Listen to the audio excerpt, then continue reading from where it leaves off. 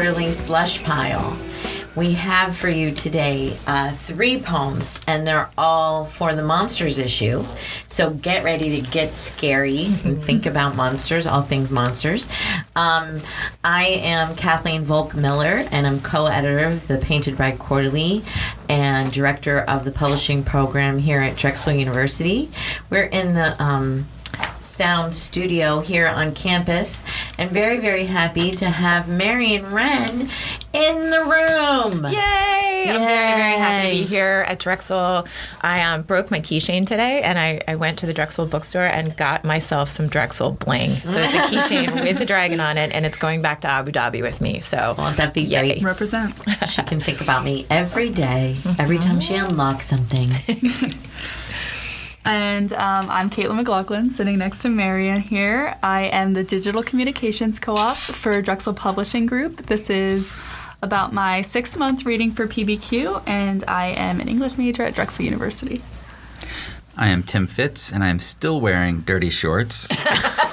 Very dirty shorts. And they got dirtier somehow. Yeah, they're dirtier.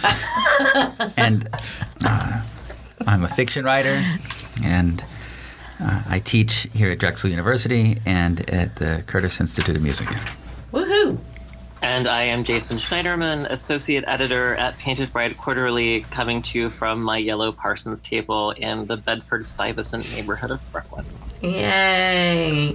Miss you. Need you for real to come down and be in the studio one day. We're going to have to make that happen. Indeed. So, let's jump right in, ladies and gentlemen. As our loyal listeners know, you can go to pbq.drexel.edu, dial up this episode, and see these poems on the page. The first one is a prose block called The Secret. And again, all 3 of these are by Dana Sonnenschein. Mm-hmm. And who would like to read The Secret? I'll go for it. The Secret. 2 boys of 9 or 10 in yellow slickers. The first time I saw them, one stood high on the bank, watching the water, hands in his pockets. The other ran down the hill, holding his eye out in his palms, drops ringing, grass shining wet with rain, rock, dark like a rook. A broken oar split the surface of the river. The next night they came down from their stone keep and sang sweetly, holding hands. We are the eyes from the eye tower. Then the river flowed under, and the road gave in one sweeping curve. I had to know. So I took a whirlpool down, cool and smooth as metal, came up spiraling, my mouth full of blood. I spit on the causeway, put my fingers where my teeth had been, and told no one what I'd seen. But you know the river, I mean. It's so creepy. That's pretty creepy. So creepy. Holding his eyes out in his palms. Right? All right, monsters issue. Here we go. Let's talk about this the eyes poem. from the eye tower. I don't know what's happening. 2 boys of 9 or 10 in yellow slickers. Right. So you've got those creepy, creepy twins. The first time I saw them, The right? Shining. So they've been appearing, right? Let's look this over. Yeah. So, all right, podcast listeners, what you might not know is everybody in this room is bent over these poems and looking at them very carefully, focused on the lines. And I was joking earlier that the circular table in the studio is a little bit like a cauldron. It really does feel like we're over the witch's brew. And the river flowed under, and the road gave. What does that mean when you have the dream where your teeth falls out? Oh, doesn't it mean impotence, right? It's signaling that your sense of powerlessness, like when all your teeth fall out. I thought teeth were something about sex, but I might have made that up. Oh, okay. What if they fall So a in your different mouth? kind of impotence? What if they fall out but they stay in your mouth? Like you have a mouthful of loose teeth. Is that the same thing? Yeah. Well, that's a creepy one, yeah. Yeah. I think I have heard what Marian said, that you have no power in a certain capacity. Some capacity you have no power. Okay, so what I love about this poem is the way it gets out of it, right? So I spit on the causeway, put my fingers where my teeth had been, and told no one what I'd seen. But you know the river I mean. Like there is a coyness and crypticness and creepiness that reassures me about what feels very much like a dreamscape. Right? And had it ended with, I woke up, it was all a dream, I'd want to spork my eyes out, right? But instead, Your eyes? Spork them. That's Holding his eyes out in his palms. Exactly. So I took a whirlpool down. I mean, of course we're in a fantasy space here, right? A fantasy or a dream or something. And I think these twins. Well, we're not positive that they're twins. We put that on them. But these boys, they came down from their stone keep. So that means they live in a hollow in the rocks in the side of the mountain. And they are the eyes of the eye tower. So this whole thing is fantastical. Mm-hmm. Are you getting enough images? Are you, is there enough here to hang on to? Are you with her in this weird world? I had a hard time at the turn to the river because that's sort of where it stops being about the boys and kind of starts being about the speaker. Mm-hmm. And I don't know, that transition, I'm not sure I made it 100%. I'm confused by the last line, but you know the river I mean. Well, she isn't going to tell you everything she saw. But you know what river she's talking about. Right. That's how I took that. I've never thought about this before now, but I know that I don't like anything about other people's dreams. I don't like hearing about their dreams. I don't like reading about the dreams. But oddly, I do like hearing about recurring dreams. And I realize this, once this person has been to the same place, then there's some connection between the dream world and the external world. And there's a kind of tension in between that. Okay. I woke up, I won't bore you with the recurring dream that I had this morning, but I had one this morning, and so maybe I'm just in the right mindset.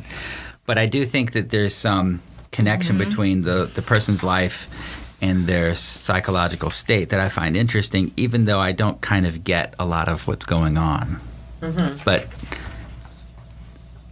the last line for me pulls me back in through it.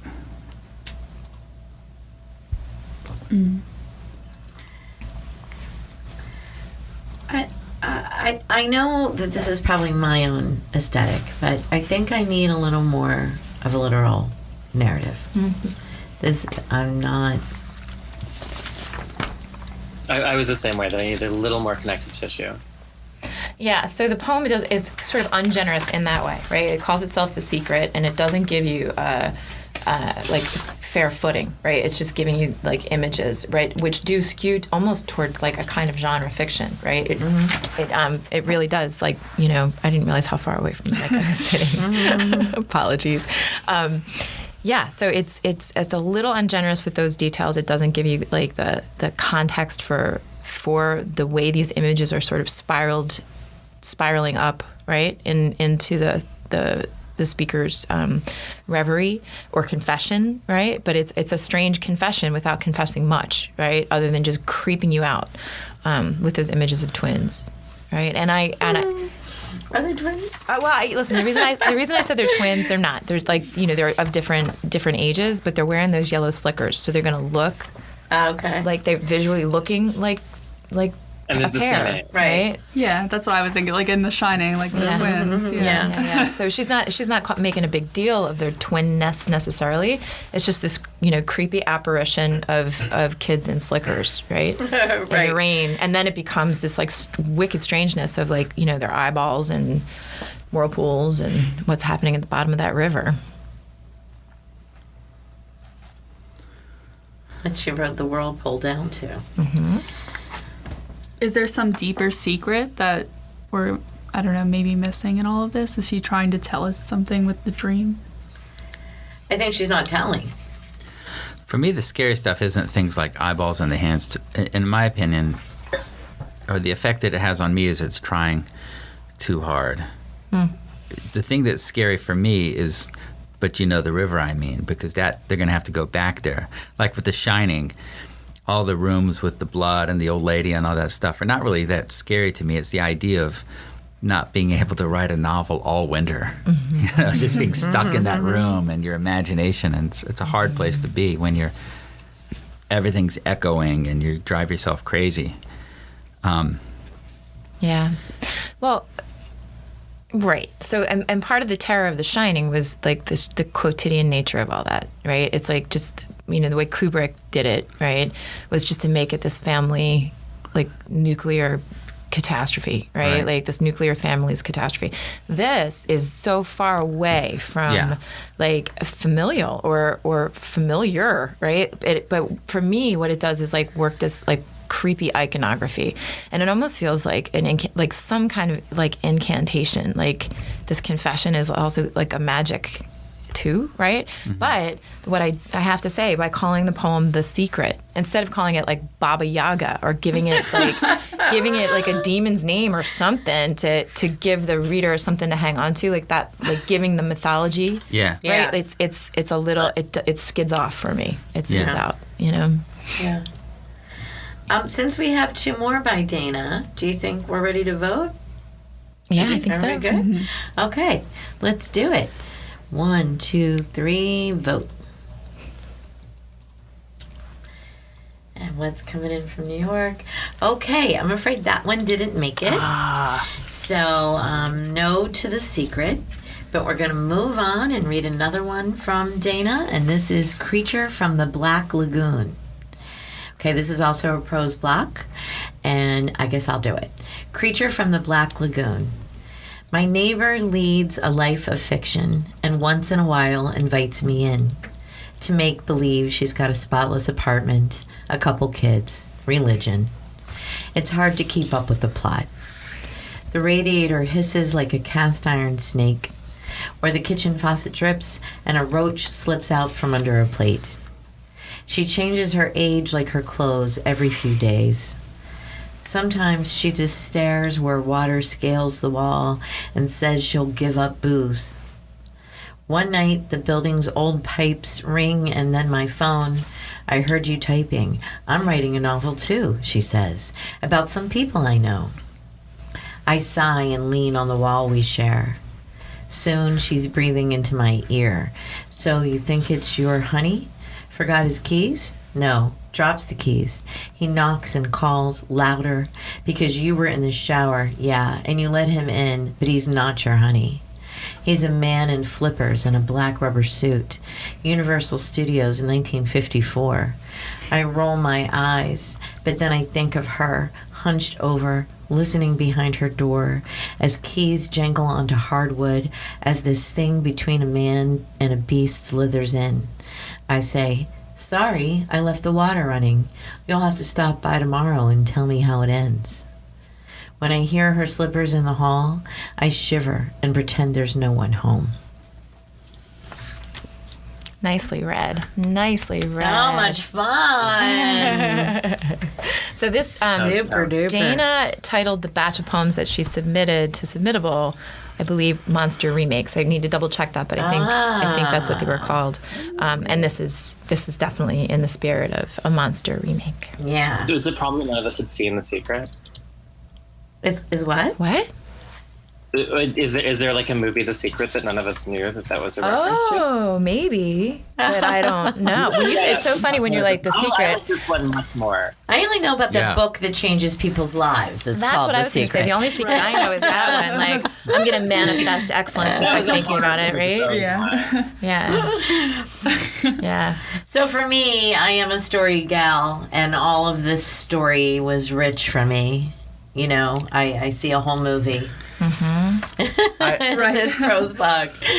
Tim, what do you think? Well, my background is filled with neighbors who have invaded my life like this, and so it's I'm gonna feel a little closer to this. I had in grad school I lived in the basement of a house, and a guy lived next door and used to talk to me in his grandmother's voice while he was sleeping.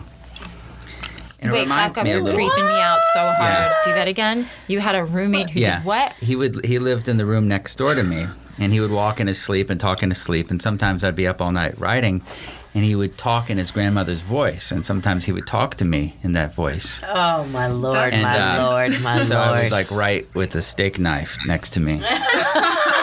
And I've had a number of neighbors like this where for some reason I never really, they could hear everything that was happening in my apartment and just complain about the noise, like normal noise, like you and your roommate are talking, and they would call and say, listen, it's too loud over there, what's going on? And anyway, I love this idea of these neighbors, their lives intertwining for some reason that the writer is uncomfortable with, and it's almost like a lifeline to the other person. They're so lonely and demented, they're going to invade your life whether you like it or not. And I really like reading about somebody else's experience instead of thinking about my own. And for some reason I'm hearing an echo. Yeah. So I think he does a great job of connecting our imagery from that film to kind of a creepy story about the South. I was impressed. Yeah, you know what, Jason, I like that too. It's almost almost a kind of like ekphrastic move, right? Where it's like you've got the film, right, and the creepy feeling from that film and the character from the film invading this poem, right? But then the poets created a different universe for the character, right? Like created a different universe for the reference, and the universe that she's created is creepy and specific, and I'm in, right? Like I buy that universe, Yeah. and the illusion, right? That's working inside of it. So, and this it's an unbelievable line. I'm writing a novel too. I mean, how awful would it be to hear that? Yeah. And you know you're in for Right. you're in for an hour. Oh my Right. gosh. right? Yeah. And I just about some people I know. That's so great. It's a novel about some people I know. Yeah, I totally want to spend more time with them. Right. Everything that's working in this, everything that wasn't working in the other poem was working. It seems like all the Right. things we wanted I are agree. now here. Right, which makes me go back to Jason's point. Like maybe there is a film or some horror story called The Secret that because I'm not catching that piece of information, the piece fails. Right. But that's, I mean, it says as much about me as it does the poem. If there is the key to it, right, Right. that I'm just missing. But But I would have Yeah. liked You're this not poem. alone. None of us got right, it. none of us So- got it. I would None of have us liked got this it. poem even if I hadn't seen Creature of the Black Lagoon. Yeah. I haven't seen it, and I Yeah. still And you still like it? so- Lucky you, right? You actually watch that? I mean, you just know, like you know, like I mean, do you know anyone's actually watched the Frankenstein movie from 1931 all the way through? I have. Me? When? Yes. How? Well, I grew up watching Creature Double Feature, which was a Saturday afternoon TV broadcast, which was what it said, Creature Double Feature. So it was back-to-back horror films. So this is where I got my education for, like, you know, the Absolutely. Teenage Werewolf and all the Yeah. Frankenstein, all the Hammer films, right? And Pittsburgh, I forget what the name of the show was, but the host was Chilly Billy Cardilli. no. Yes. Chilly Billy Cardilli. Chilly Billy Cardilli. Any of that's- you who might recognize that name, please write me, and we can talk about Chilly Billy That's Cardilli. great. But so anyway, back to this poem. I think You guys have actually seen The Creature from the Black Lagoon? I didn't. I've seen it like I 40 have, times. yeah. My kids Wow. watch it all the time. I got this guy I know who I think was teaching at Bronx Community College, wrote like either his dissertation on the creature from the Black Lagoon or is doing an edited anthology on the film as Wow. well. So yeah. Wow. I think we might already be ready to vote, or am I? Oh, yeah, let's do it. Let's do it. You're ready to vote. Yeah. Okay. Chilly Billy Cardilli. Here we go. Creature from the Black Lagoon. Let's do it. 1, 2, 3. And it's a unanimous in. Woohoo! Yay, Dana. Yay, Dana Sonnenschein.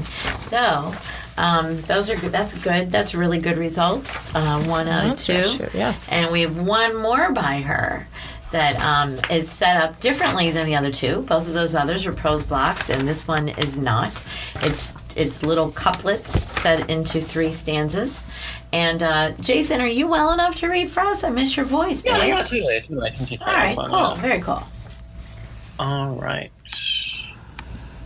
The Return of the Mummy. At midnight, it's Kari's, clutching his heart and game leg trailing. He needs a good start, but he won't stand still for his priestess's goods being touched. Her ghost returns to girlhood or a handful of dust, but he remains cursed, rag-wrapped, limping through reels without words. Once we swore, cross my heart and hope to die, and stared into glass cases where mummies lie, holding hands our monstrous fascination, taking in needles, death, and devotion. A toe dark as a raisin, the Rosetta Stone, eternal pyramids, copulating oxen. When we unlock dead tongues and tombs, it was because we knew the future loomed beyond chill doors. We held on to love like a bomb. We didn't want to be left alone after all, and couldn't quite believe in sky blue heaven or living on without flesh and bones. Nicely read, Jason Schneiderman. Nicely read. I really like that ending. I like that ending. I was a little, I don't want to say lost. I was a little, I was lost at the beginning. yeah. Is Yeah. that a scene from the Mummy movie? Yeah, I didn't know. Yeah, I wasn't getting a sense of anything. I wasn't locking in. Oh, I think that's a Those great description of the last- mummy's walk, right? Like, he's clutching his heart, right? So Caris is the mummy. Caris, Jason said it beautifully. How do you say it? Caris? I have no idea. Right? So that's the mummy's Well, you name, said it right? beautifully. And he's clutching his heart, and he's like trailing that leg. Like, you can almost see him go, like, heading towards you, right? And he needs a good start, but he won't stand still for his priestess's goods being touched. That's funny. Right? So her ghost returns to girlhood or a handful of dust, but he remains cursed and rag-wrapped. So it's like describing his predicament. Yeah, You know? Limping through reels without words. And then And now we step out, and now it's the speaker. Once we swore, cross my heart and hope to die. right. So the we is the speaker and Our monstrous some beloved. fascination with these mummies, right? To just stare in these cases.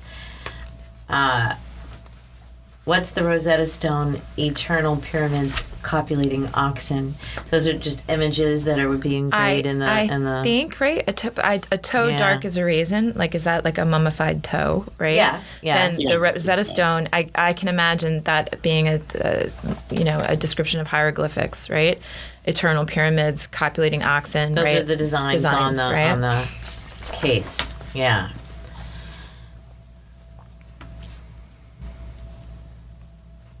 And then the third stanza, right? It moves back out into the sort of abstraction, sense-making idea-ing. I couldn't quite believe in sky blue heaven or living on without our flesh and bones. Is she saying she can't believe in sky blue heaven, or she can't believe in sky blue heaven but not being there without our flesh and bones? Yeah. Like Right, just yeah. being in heaven as a spirit? Right. Well, being a mummy, it's like she can't be a mummy. She can't imagine living without her flesh and bones. Right.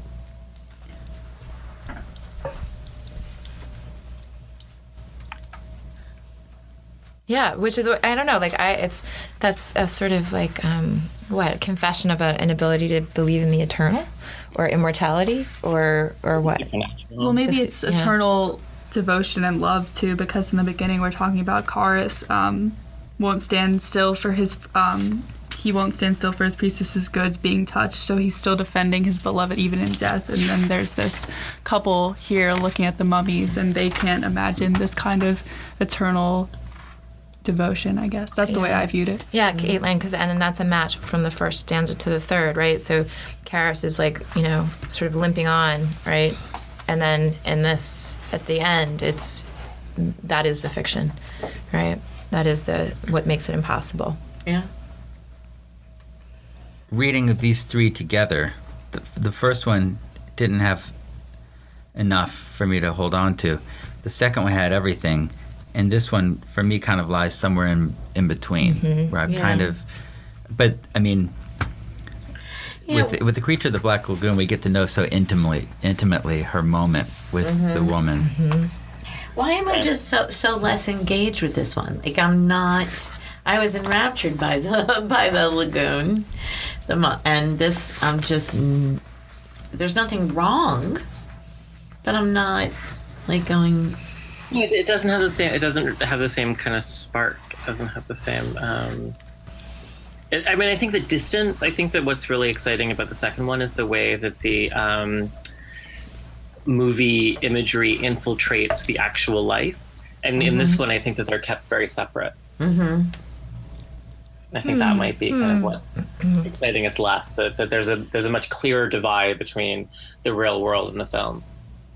And it's all very wrapped up. I think that's not the issue I'm having, because there's nothing really wrong with it, no pun intended, with wrapped up from the Mummies. But it's all very, just tied together with a bow for me. Yeah. That's what the feeling I'm getting. Well, you know what, Jason, that notion of keeping it separate, and then Caitlin's point about it being wrapped up with a bow, like I call that creature from the Black Lagoon as if it was experimenting with ekphrastic moves there. This one really does, right? The Return of the Mummy really does. It's like the poem feels like it's rendering and engaging with the film, right? Describing the film and then using the film to sort of like say or comment upon the relationship that the speaker is experiencing. So it's the speaker's relationship with the film, speaker's relationship with this other person who like shares this joy in being creeped out by the mummy story. And maybe because that project seems a little less complicated than the project of Creature from the Black Lagoon, which is like, it again, inventing that world of the apartment. Maybe that's part of the reason we're sliding off this one, right? Yeah. And not getting traction. But I will say I dig it. Tim was just clutching his heart. I think that was inadvertent, right? But Tim, are you okay? Are you okay? Are you becoming a mummy? Right? But I do. That first stanza has me charmed. Should we vote? I think so. I think so. Are we ready? 1, 2, 3, vote. And how's it look? It looks like this one's not going to happen. Oh! Yeah. All right. So we do have from Dana. Thank you, Dana, so much for Creature from the Black Lagoon. Great poem. Wonderful, wonderful poem. Thrilled to have it in our Monsters issue. So do we want to talk? Yeah, you know what? This is actually a great segue to a topic that's come to our attention. And I think Kathy can probably do a better job of describing it, but I think having an episode in which a poet's work has been both accepted and rejected is a great segue to talking about some of our contributors actually saying no to us when we've asked them to participate in the podcast. Yeah. So. Well, I think that we've addressed the no before, but what we were thinking about doing is talking about anger. Coming with the no. So somebody that we asked recently responded back to say there was no mention of the podcast in your guidelines when I submitted, and no. And I also want to withdraw this completely. Yeah. And we were quite stunned and still are. And what I would like to discuss is actually why there would be anger. In our letter when we write the request, we said that we only began this enterprise in March, and obviously the letter is asking for permission. It's not like anything was being taken away from this author or any obligation, any leaning in any way. This happened a few weeks ago, and I'm still perplexed as to why he came back at us with anger for asking, and withdrew the poem. And then very recently, we had somebody make an assumption that we were going to read work and tear it up. And that was strange. Somebody else said, no, why would I let you destroy my work in a public forum? And I have no idea why that assumption would be made, that it was going to be a negative conversation. Why that wouldn't be pleasant for anyone, us or our listeners, to sit around and pull apart a piece. So what do you guys think? Why did we have an angry person?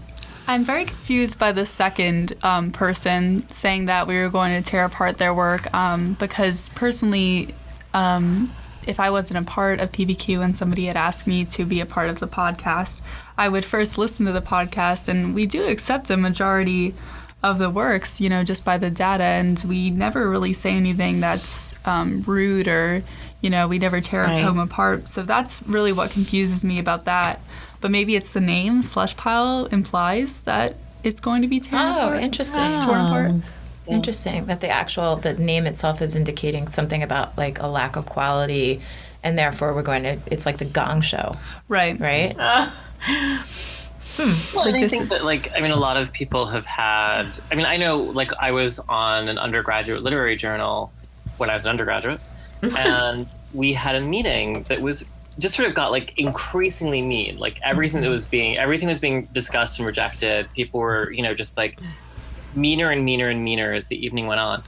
And of course, most of the people who were in the room were people who had submitted, and it was so toxic, and everyone was so upset and so hurt, but kind of moving forward with this ethos of thick-skinnedness, that it really it kind of ended the journal. It took a really long time to recover from that. And so I think a lot of people do have notions of editorial boards that are not looking to curate a positive. I know I say this all the time, but are not looking to curate, but are looking to gatekeep, or trying to find what's wrong in order to keep something out, instead of being really dedicated to finding amazing work that we want to present to our readers. Right. Yeah. I wonder too about the impact of the MFA workshop on this too, right? So. So many experiences in that workshop setting can be positive, but some come away from that feeling harangued and beat up and just devastated by getting comments from their colleagues. And perhaps the assumption is that that's exactly what happens, right, in the editorial process too. Right? That it just carries over. Toxic. What's so funny that you would use those words, workshop, is the people that have been really happy. The vast majority of our authors have written to even thank us for the way we discuss their work, whether we accept or reject them. And they often liken it to the workshop experience, but in the positive way. Right. They must have had good MFA programs or supportive workshop experiences or something, because that usually goes hand in hand, the positive feeling after the podcast and that workshop reference. Right. Which makes, I think, not to be defensive, but I think what we do on the slush pile is kind of progressive in that it is the positive workshop experience for people who might never go to an MFA program, or who've been out of the MFA program so long they kind of forget this experience of, thoughtful people taking time, and being humble with the work that's been submitted to PBQ, and listening to the editors be grateful and focused, on the work that's in front of us. I also felt that there might be, in the person who said, there was no mention of this when I submitted, if there wasn't a dig about that, about how long we take to respond. Yeah, totally. That, oh, for heaven's sakes, since I submitted this, you've created a whole new podcast and you've done all this stuff. And, why weren't you reading my poems? Right. I think. I do think, the world has gotten less patient. I don't know that the world has actually gotten that much faster. It's definitely less patient. But Certainly. Everyone really expects a lot of response really fast now. Yeah, absolutely. Yeah. Well, from a writer's point of view, we've all experienced this. Rejection always hurts. So but for me, the worst type of rejection is getting the blank rejection slip where it just says your work is not right for us at this time or whatever. And you come away with it with nothing. You have no idea if they liked it or they didn't like it, and it's a frustrating part of being a writer. And I feel like it's also a frustrating and scary part of being a writer, hearing people talk about your work. But it is a business that has a lot of emotional risk. So if you want to write and you want to get your work out there, you have to understand the possibility of some people hating it. Yeah. And some people liking it. The last 3 poems we did, we all loved Creature from the Black Lagoon, and the other two poems, it wasn't that they were bad poems, it just didn't resonate the same way as this poem. Right. So clearly the poems are well crafted, and the person has a high attention to detail and language. And I think every time you write a story or a poem, you wonder if it's going to resonate, and sometimes you're surprised by which ones do and which ones don't. But getting any insight at all for me as a writer of what's happening behind the closed door of the editorial meeting is gold, because then at least I can navigate my sensibilities a little more clearly. Yeah. Yeah, I mean, I would dare say both of these reactions were truly emotional and reactionary. You know, the why, maybe that's for the person's therapists to find out. Right. You know, but to just immediately assume that they're going to be ripped up, or to just be angry that they didn't know there was a chance of this. Yeah. You know, it just is an emotional reaction, and writing is an emotional business. So, well, I also want to just broaden the context out a little bit too, and thinking about, okay, what's the history of criticism? What's the history of books being reviewed?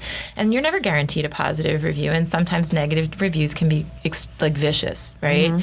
But poets at this level rarely get this kind of quote review of their work, right? So there is a quality of the review here. So maybe part of the reaction to it is they're going to expose a light, and it's going to be negative, and that it's going to be negative and terrible. So that's one thing, right? Yeah. And then the anger about the changing the terms of the agreement sort of thing, right? Right. And I wonder too if that's also not part of a cultural reaction to how quickly technology changes. Yeah. You know what I mean? Granted, we're a literary magazine. We were on the front line of digitizing our archive back in 2000. We were one of the first people online at all. Right? So, but now we're going back 20 years. You're looking at a 20-year, curve of change in technology. Right. But things change so quickly. Maybe there's a little resistance and anger about that too. Among people who recall with great nostalgia the stamp. And the Stacey. Well, and podcasting. I mean, just the word podcast. And that's a pretty new word, right? Yeah. You're right. Yeah. Caitlin, you wanted to say something. Oh, I was just going to say that another response that the authors might have is that future magazines might hear this and might never publish them because we say something negative about them. That might be a reaction for why they don't submit. But I don't necessarily understand that either, because everyone writes, I don't want to say good or bad, but work resonates with different editorial boards in different ways. Right. Obviously, people send to another magazine and get published, right? Mm-hmm. Right. But you know what, though? That's where we take that for granted, right? A new writer might not get that, right? A new writer might, feel like, oh, it's been rejected, therefore it's bad. Not, it's been rejected, it doesn't fit. Right. Right? Right. I think before becoming a part of PBQ and before taking on this internship, I might have thought that as well, that if something was rejected from one magazine, then it's just downright bad and I should just throw it out. Right. I wonder if there's a problem in the classroom, because when I was in college, creative writing teachers very willingly told you that your work was awful. And if we gave them a bad review, they were not going to get fired. Right. But adjunct creative writing teachers will get fired for that. If you tell enough people their stories are awful, you'll get bad reviews, and they'll go online and they'll blast you on Rate Your Professors. And so there's a hesitancy to tell the person, listen, you need to do something else besides write.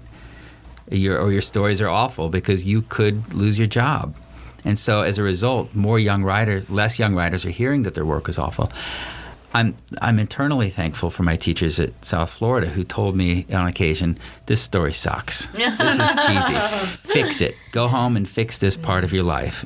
Because then I could go do it. I could go home and I could say, thank God, I can get on this. Yeah. And I don't hate those teachers for it. But I think that time has changed as well. Yeah.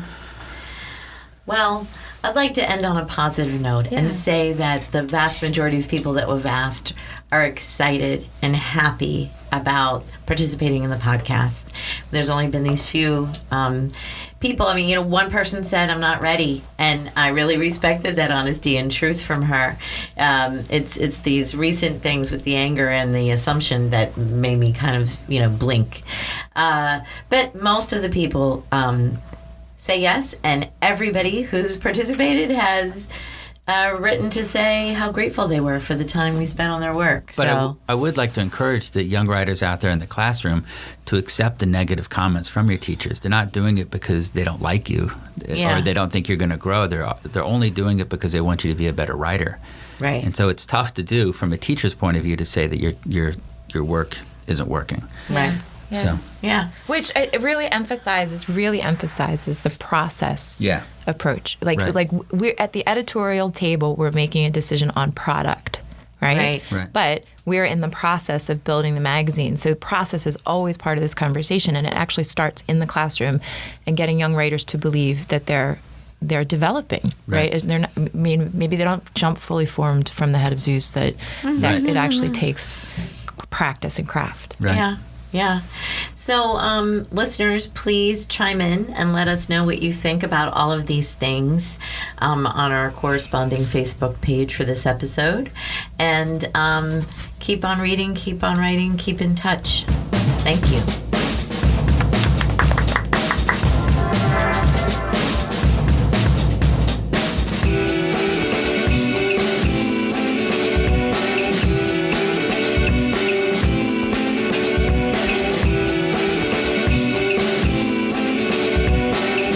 This podcast is produced through a joint venture of Drexel University's Office of Information Resources and Technology and the Painted Bride Quarterly Magazine. This podcast is the property of Painted Bride Quarterly Magazine. All rights reserved.